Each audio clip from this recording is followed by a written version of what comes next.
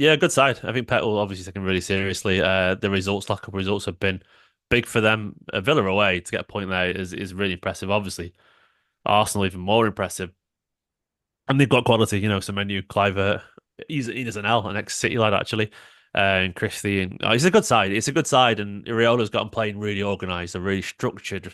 And they're a fearless side as well, and I think that's a big part of the reason they're getting these results against big sides because they're not afraid to be pragmatic while also attack you. And City got clean sheet finally at the weekend.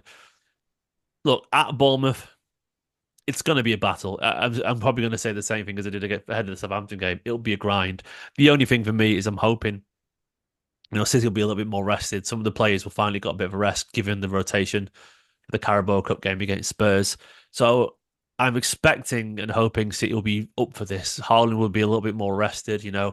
Um, And I do feel there's something to be said as well for the fact that because we've got the injuries right now, you can't really change too much. The team sort of picks itself. So there's a natural rhythm that comes from that, where the players like Guardiola can work all week essentially with the starting lineup. He knows what it's going to be, bar one or two players, because it has to be that side. There's some defensive changes you can make, but larger the forward line in the midfield is going to be pretty much predictable.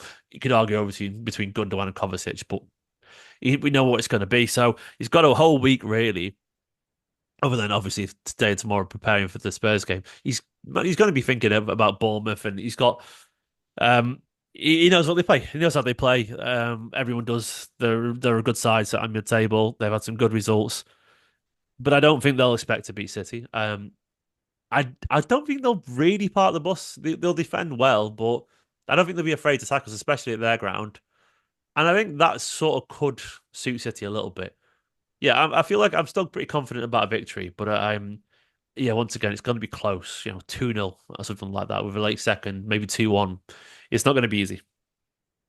Yeah, I think Guardiola said obviously Southampton game they sort of sat back and it was hard to break down that low block. But Guardiola said since that game against Bournemouth and Spurs and I think Brighton in the near future as well, he expect that he doesn't expect them to play in that same way. So it could benefit City there with creating more spaces to get in behind maybe. Yeah, no, absolutely. They stick to the principles. I do think Guardiola sometimes he knows what he's doing when he tells managers that he's a fan of how they play and that they shouldn't abandon their principles because he wants them to come at you. It's easier. And he's right, and also he's also playing games. Like you don't. I don't think you should ever abandon your principles, really.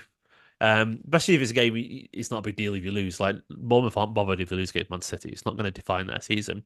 And there's something to be said for trying how you play, usually against the best to do it, because that's the true test of your methods and the ideas that you're putting into practice.